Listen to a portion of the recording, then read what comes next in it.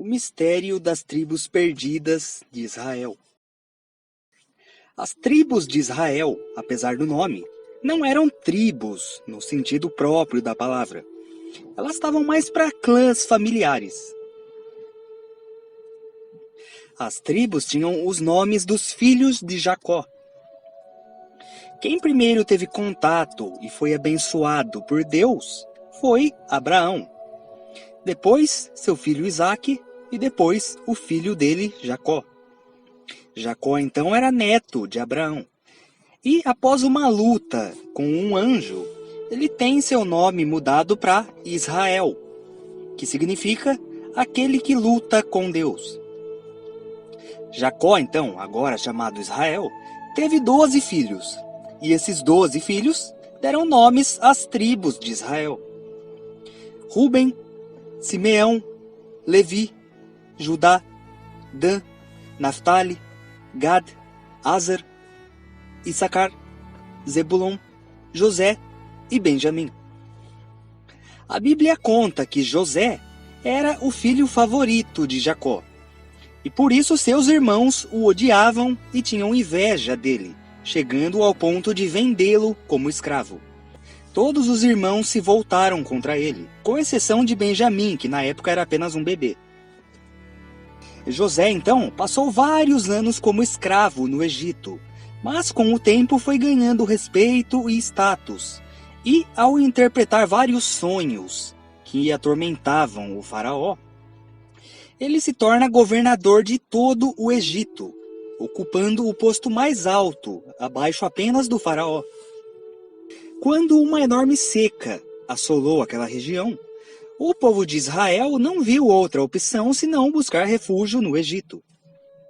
Nisso, José se reencontra com seus irmãos, que se arrependiam muito de tê-lo vendido, os perdoa, e Jacó, que até então achava que José estava morto, reencontra seu filho amado. Mais tarde, Jacó reconheceu os 2 filhos de José, Manassés e Efraim, como se fossem seus próprios filhos, e concedeu a eles direito igual na herança com os irmãos de José. Assim, o que era para ser a tribo de José se tornou 2 outras tribos, com os nomes de seus filhos, Manassés e Efraim.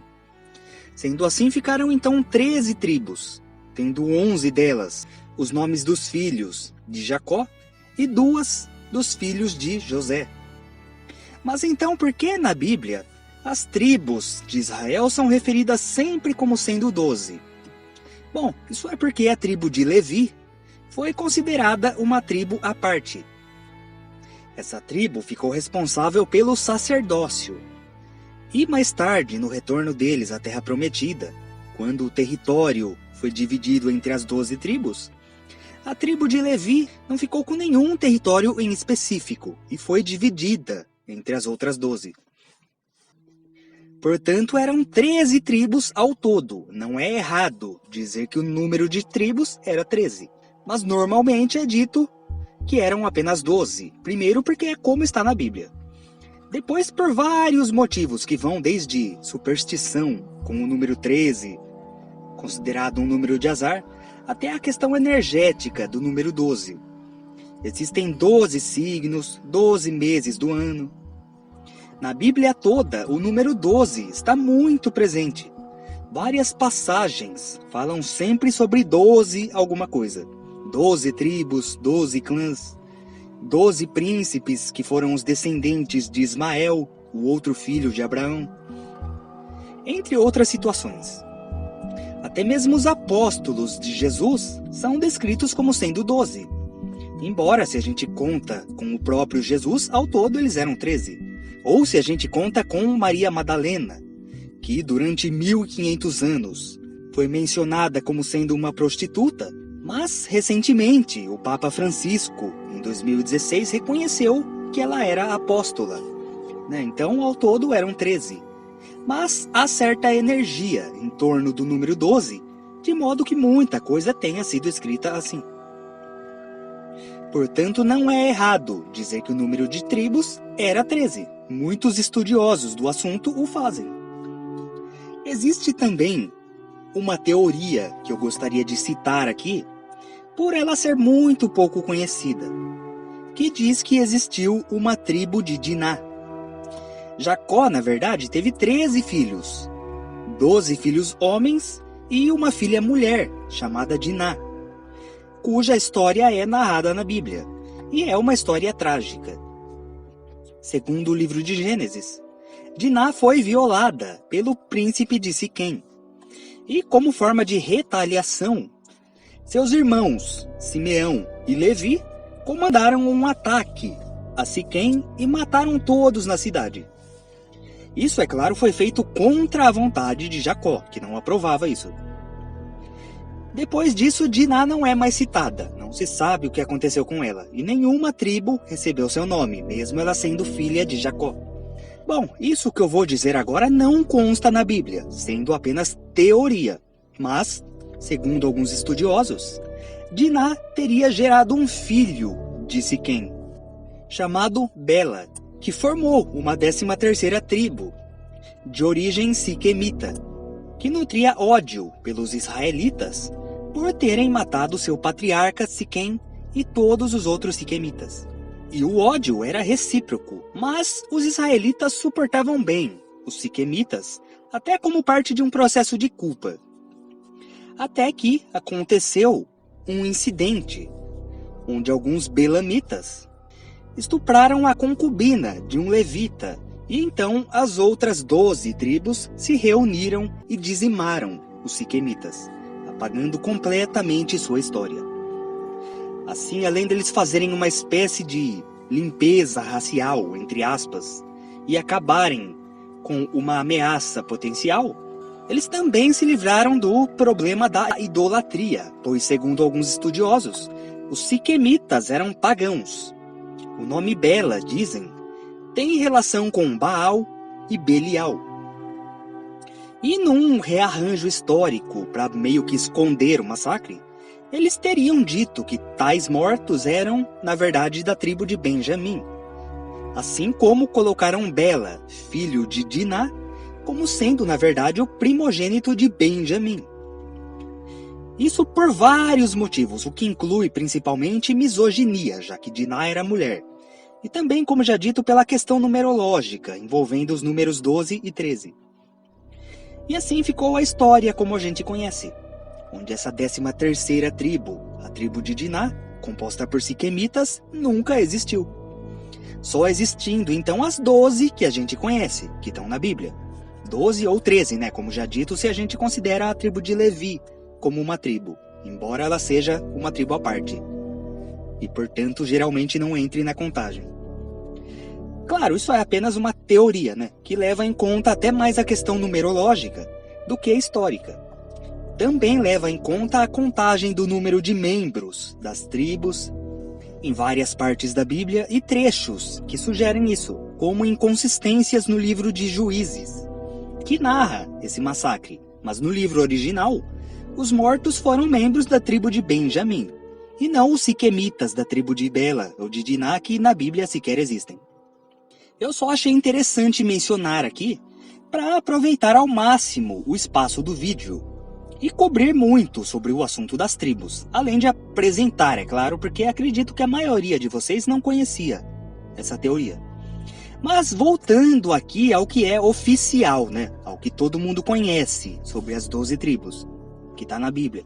Bom, após a morte de José, o povo de Israel, também conhecido como israelitas ou hebreus, ficaram como escravos no Egito durante 400 anos, até que surge Moisés, que é chamado por Deus e os guia na fuga do Egito, onde então eles voltam a Canaã, a terra de Israel, a chamada Terra Prometida, reconquistam o local e as tribos se espalham por todo o território, com exceção da tribo de Levi, como eu mencionei agora há pouco, que foi espalhada por todo o território das outras 12, sendo responsável pelo sacerdócio. As 12 tribos viviam da agricultura, e a tribo de Levi vivia de dízimos. No final do século XI a.C., as tribos foram unificadas sob um único líder, o rei Saul, primeiro rei de Israel. Acontece que esse rei acabou não agradando muita gente, muitas vezes ia contra as vontades de Deus, o que acabou fazendo com que ele fosse substituído, então, pelo rei Davi, uma das figuras mais notórias de toda a Bíblia, juntamente com seu filho Salomão, que o sucedeu. Após a morte de Salomão, foi que começou o declínio de Israel. E devido a desentendimentos e disputas internas, o reino foi dividido entre o reino de Israel ao norte, com a capital sendo Samaria, e o reino de Judá ao sul, com a capital sendo Jerusalém. Em 722 a.C., o reino de Israel foi conquistado pelo Império Assírio. Já o outro reino israelita, Judá, sobreviveu mais um tempo, até que menos de 2 séculos depois, eles também foram conquistados, só que pelos babilônicos. Esse povo do sul contava com a tribo de Judá, obviamente, que deu nome ao reino todo, né? E a tribo de Benjamim. Mais alguns levitas que se fundiram e mantiveram laços culturais entre si, dando origem, pela primeira vez, ao termo judeus. Do nome Judá também veio o nome de uma cadeia de montanhas em Israel, conhecida como Judeia, que muitos também associam com o surgimento do termo judeus. Alguns dizem que o termo judeus deriva de Judeia, não de Judá. Existe certa discussão sobre isso, mas como Judá originou o nome Judeia, se for verdade que o termo judeu provém de Judeia, então indiretamente vem de Judá também. Enfim, todas as outras tribos tinham ficado no Reino do Norte. E após a conquista, não se sabe o que aconteceu com elas. Os registros simplesmente cessam, e o mais provável é que tenham perdido seus costumes culturais israelitas e simplesmente se mesclaram com a cultura dos assírios e de outros povos. A essas tribos do norte é dado o nome de tribos perdidas de Israel, as 10 tribos perdidas, mas sobre elas eu vou falar daqui a pouco. Antes, dando continuidade à história do povo do sul. Mais tarde, a Babilônia foi conquistada pelos persas, que permitiram que os judeus voltassem ao território de Israel, desde que pagassem tributos. Sendo assim, pode-se dizer que Israel era uma província do Império Persa, e não um reino independente. Mas, pelo menos, eles podiam viver na sua terra, né? E não mais como prisioneiros. Mais tarde, o Império Persa caiu pelos macedônios e posteriormente pelos romanos, que foi quando surgiu Jesus, e ambos mantiveram o sistema de tributos. Até que em 70 depois de Cristo, após uma revolta, Jerusalém é totalmente destruída pelos romanos e os judeus são espalhados pelo mundo no episódio que é conhecido como diáspora. E durante quase 2000 anos, os judeus viveram pelo mundo, espalhados, sem um lar para chamar de seu, sendo perseguidos pelos mais diversos povos, em especial após a ascensão do cristianismo, e sofrendo todo tipo de preconceito. A humanidade viu o ápice dessas perseguições cruéis com Hitler e o Holocausto, até que em 1948, foi criado o Estado de Israel pela ONU, na terra da Palestina, onde pela primeira vez depois de muito tempo, os judeus puderam voltar para casa. Acontece que isso acabou gerando uma série de guerras e conflitos que duram até hoje, né?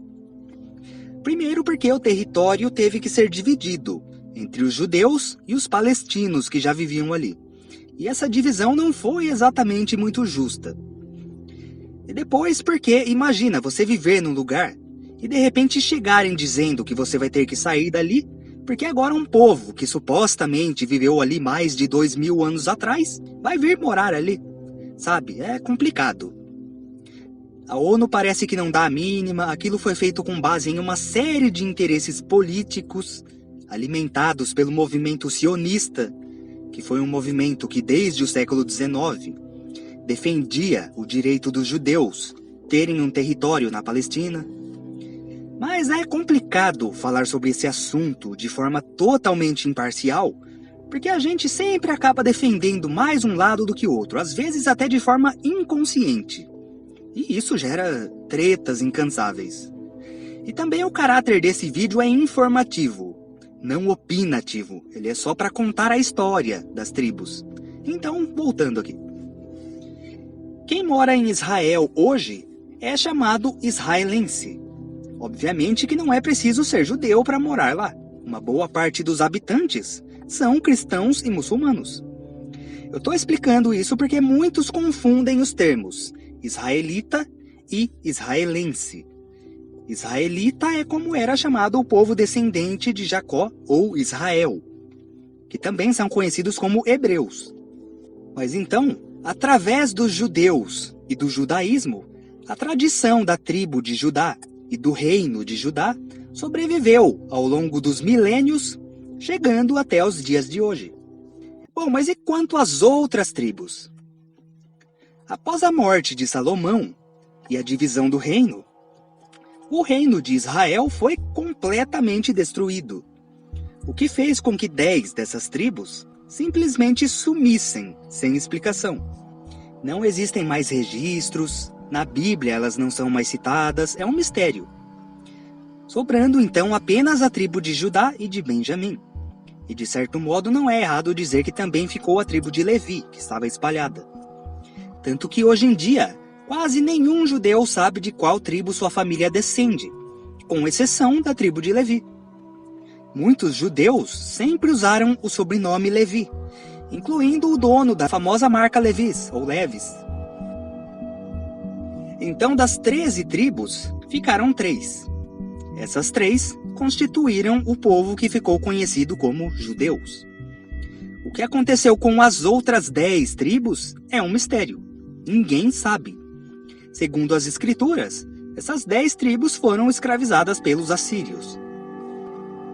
Existe uma teoria que fala que eles foram para o norte da Europa e lá teriam fundado um reino chamado Casária, que mais tarde deu origem a um império chamado Império Khazar, que durou do século 7 ao século 10 e servia como uma ponte entre o Ocidente e o Oriente devido à sua posição geográfica, o que o elevou economicamente.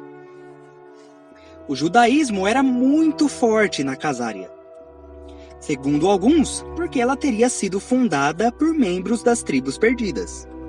Embora isso não possa ser comprovado. A única coisa que sustenta essa teoria é o simples fato de que o judaísmo era muito forte ali. Mas, segundo historiadores, na realidade o judaísmo era forte ali por causa da tolerância dos governantes de lá, que convidavam refugiados judeus a se estabelecerem no país.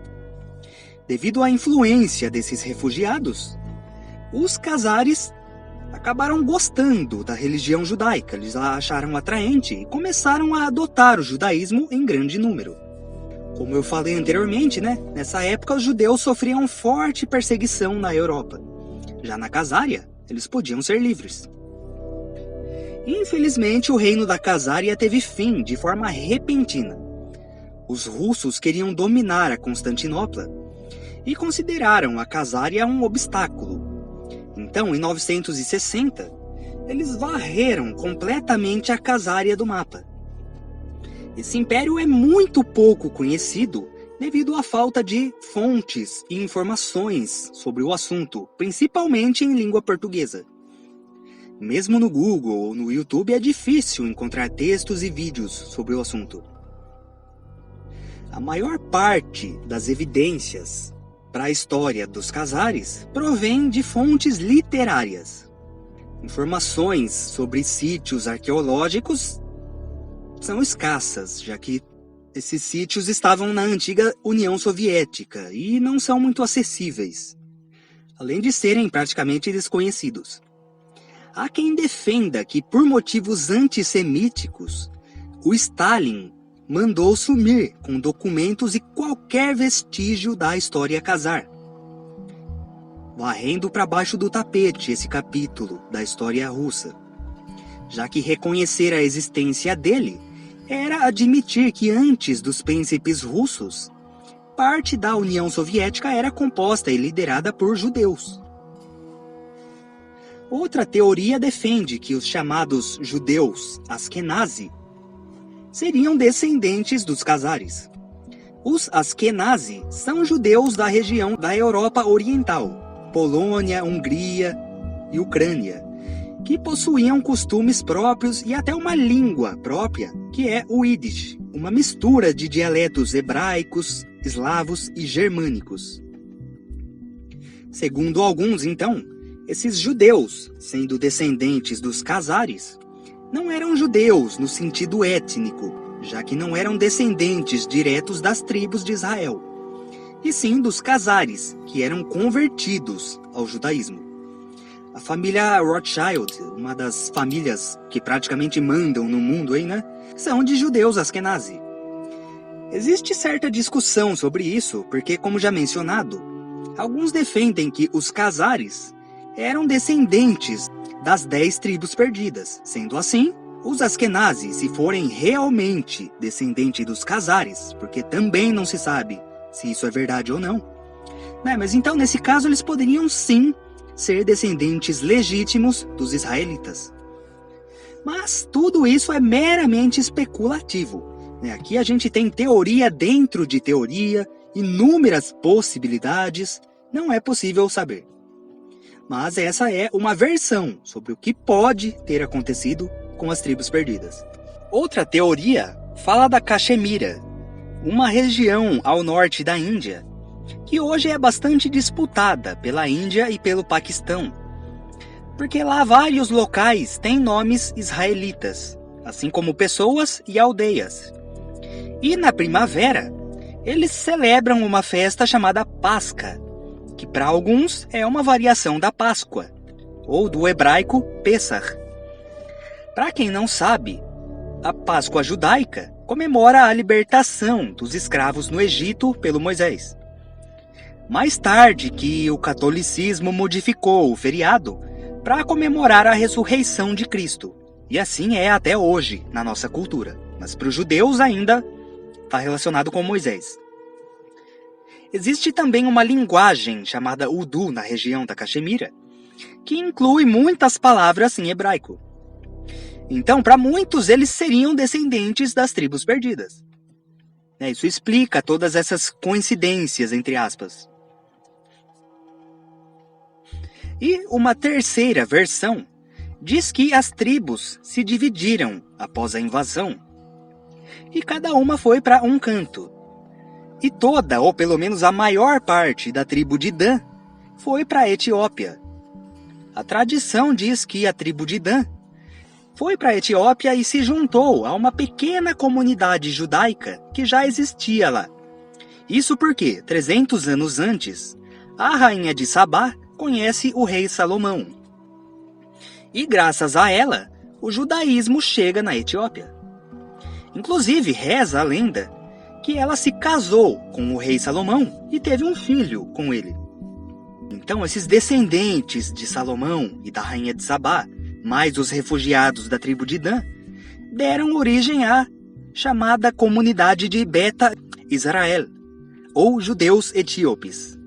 E eles mantiveram tradições bíblicas, como a circuncisão, a comemoração de festas judaicas, práticas alimentares, que os judeus chamam de kasher, além do fato de guardarem o dia do Shabat, ou o sábado. Por conta da sua localização geográfica, eles ficaram isolados por muito tempo e não sabiam sobre a existência de outros judeus no mundo, acreditando por séculos serem os últimos sobreviventes do povo de Israel. Mas eles mantiveram sempre vivo o sonho de voltar para sua terra ancestral, orando todos os dias na direção de Jerusalém, sempre dizendo que no ano que vem nós estejamos em Jerusalém. E no século XIX, finalmente os outros judeus tomam conhecimento dos Beta Israel. Nos anos 70, a Etiópia passou por uma guerra civil, onde milhares morrem por conta dos conflitos e também da fome. E ainda muitos tiveram que se converter ao cristianismo, caso contrário eram perseguidos. Em 1975, Israel reconhece o direito deles da lei do retorno, ou seja, eles tinham o direito de ir para Israel e conseguir cidadania israelense. O problema foi que o governo da Etiópia não queria deixar. E durante 9 anos eles tiveram que viver, sabendo que poderiam finalmente voltar para Israel, mas que o governo etíope os impedia. Até que em 1984, o Mossad, o serviço secreto de Israel, começou a mandar gente até a Etiópia para resgatar esses judeus. O governo do Sudão permitiu a passagem pelo seu território. E então eles fizeram uma travessia pelo deserto, onde montaram campos de refugiados. Essa operação ficou conhecida como Operação Moisés. Depois de 8.000 judeus resgatados em 7 semanas, a mídia divulgou essa operação secreta. E todos os países árabes passaram a pressionar o Sudão para que interrompesse a operação. E assim outros milhares de judeus tiveram que permanecer na Etiópia, acabando com o sonho deles de voltar para a Terra Prometida. Até 1991, quando o Mossad fez outra operação secreta, maior que a primeira, conhecida como Operação Salomão, onde eles resgataram 14.000 judeus etíopes em 2 dias. E nos anos seguintes, mais e mais operações foram levando um número cada vez maior deles para Israel. E agora, devido às boas relações entre Israel e a Etiópia, essas operações são feitas de forma legal e não mais secretamente. A última operação, inclusive, aconteceu em dezembro de 2020. E hoje vivem 152.000 judeus etíopes em Israel, 1,7% de toda a população israelense. No ano passado também chegaram em Israel muitas pessoas que seriam descendentes da tribo de Manassés. Esse pessoal é originário da Índia, de uma tribo chamada Bnei Manasseh, que alega ser uma das 10 tribos perdidas há mais de 2.000 anos, mais especificamente a tribo de Manassés. De acordo com eles, então, mais uma das 10 tribos perdidas, na verdade não está tão perdida assim. E esse grupo ganhou bastante importância a partir de 2005, quando um rabino chamado Shlomo Amar o reconheceu oficialmente como uma das 10 tribos. De acordo com relatos desse grupo, transmitidos por tradição oral, nos últimos 2 milênios, a tribo teria passado pela Pérsia, Afeganistão, Tibete, China e Índia, onde acabou se fixando nos estados de Manipur e Mizoram, no nordeste do país. Isso vai de encontro também com os relatos sobre a Caxemira. Então seria possível que mais de uma tribo, não só a de Manassés, tivesse ido para a Índia? Isso a gente não tem como saber, mas possível é. O reconhecimento deles levou a uma onda de imigração para Israel, onde os membros da tribo foram convertidos ao judaísmo ortodoxo pouco depois da chegada. Em 2007, o fluxo foi interrompido quando o governo suspendeu temporariamente a política de conceder vistos para esse grupo. Porém, mais tarde isso foi revisto e a imigração de vários membros da tribo continuou. Mas, apesar do reconhecimento oficial, muitos criticam e dizem que isso não tem base histórica nenhuma e acusam os Bnei Menashe de apenas quererem fugir da pobreza na Índia. Então, pode-se dizer que a história das tribos de Israel ainda está sendo escrita, ela não está finalizada. E esse vídeo aqui, daqui a alguns anos, provavelmente vai estar até desatualizado, já que novos descendentes aparecem a cada dia. Ainda assim, o mistério sobre o que aconteceu com as outras tribos permanece. Das 13 tribos originais, A gente sabe apenas o que aconteceu com 5 delas. A de Judá, que permaneceu e depois se fundiu com a de Benjamim, ou seja, as tribos do sul, e a de Levi, que estava espalhada. Quanto às tribos do norte, conhecida como as 10 tribos perdidas, a gente já sabe o paradeiro e o que aconteceu com a tribo de Dan e com a de Manassés. Das 10 tribos perdidas, pode-se dizer que 2 delas já foram encontradas. Quanto às outras, existem apenas teorias. Como eu citei o Império Khazar, que também teve parte de sua história perdida, a Caxemira, entre outras. Embora o mais provável é que tenham simplesmente se perdido mesmo, por terem abandonado suas tradições e se mesclado a outras civilizações ao longo de 2000 anos.